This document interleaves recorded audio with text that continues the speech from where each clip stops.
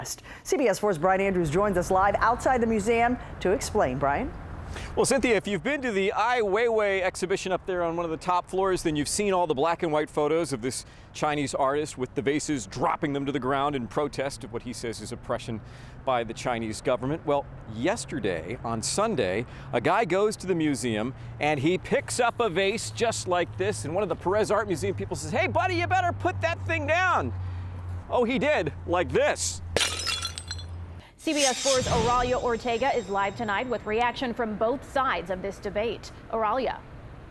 Erica, a victory for couples here in Florida as they've learned they could be weeks away from being able to legally wed in the Sunshine State, but some organizations are asking the state not to let this happen. CBS 4's Peter Dench joins us live from Jackson Memorial Hospital with our exclusive story. Peter. Erica, one victim was shot multiple times and rushed here in critical condition, but both women tell me they are going to be okay. Now, one victim says her boyfriend had been troubled lately, but she can't believe that he shot both of them. A crowd of hundreds of people gathered in front of the Metro Justice Building Tuesday night, chanting at times to convey a message. The protest in reaction not only to the Ferguson announcement not to indict police officer Darren Wilson for shooting and killing Mike Brown, but for what they believe to be a consistent and blatant disregard by police for black and brown lives. I came because I'm really concerned that the police is hurting us instead of protecting us, and I see it happening all over the country. I'm out here because I'm a black man, and I deserve to be treated like a man. This is America. Slavery is ended. Racism got to die. Well, we're seeking justice. The justice system has failed, and it seems to conditionally fail people in black and brown communities, whether it's Israel Hernandez or Mike Brown. State violence is something that none of us can stand for. At one point, the protest intensified over police tape put up. Some tape that you put up to keep people away from a crime that has been committed.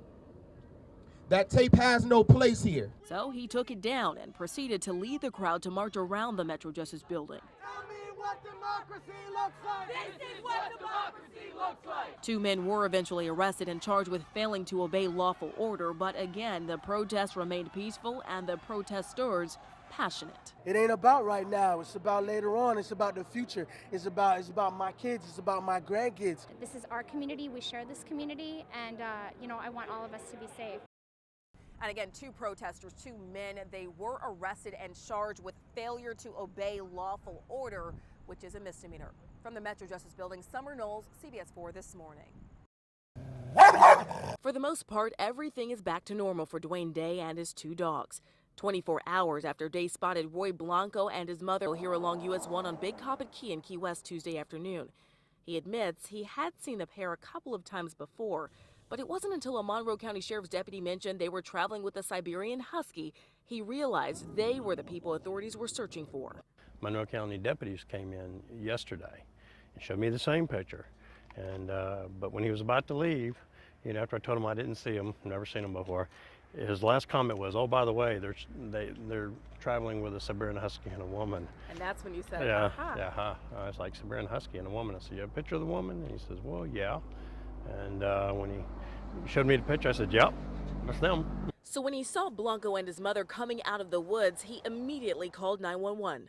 So when they started walking down that sidewalk over there, I didn't take my car. I just hopped on my bike so I wouldn't look suspicious, I thought, and I got in behind them. And I followed them down to about that point right there when I was on the phone with the 911, and I said they're like 25 feet in front of me. They heard me and they turned around and they ran into the bushes. And then right behind me, man, they came so fast, the deputies. It was like 5 seconds from the time they stepped into the bushes, the deputies came screaming in from every angle. And Day says when deputies caught up with Blanco and his mother, they were swallowing a bunch of pills. Both of them ended up being rushed to the hospital, but Blanco, who authorities say stabbed himself with a knife at one point, didn't make it. And all of this happening just a few hours after police found a badly decomposed body in the trunk of Blanco's ex-girlfriend Tanya Gonzalez's car, a blue BMW parked on the side of the road in the city of Miami, not far away from Blanco's home. Investigators have not yet been able to identify the body, but Gonzalez has been missing since last Tuesday, and her parents, who suspected foul play from the very beginning, now believe the worst-case scenario is a reality. One big party out on the water as boaters celebrate the Columbus Day holiday weekend.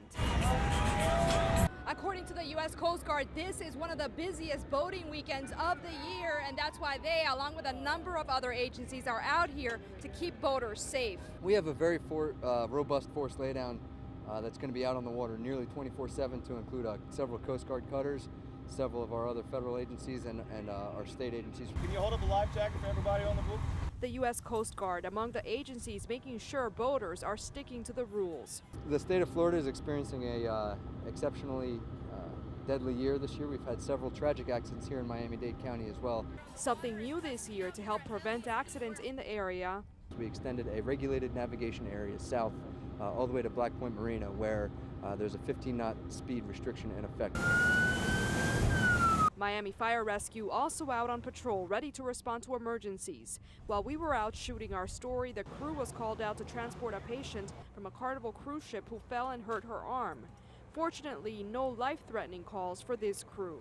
Let's make this a day of celebration and not a day of mourning. Use good judgment, take care of your family and friends that you have out there, and if anything, definitely don't drink and boat at the same time.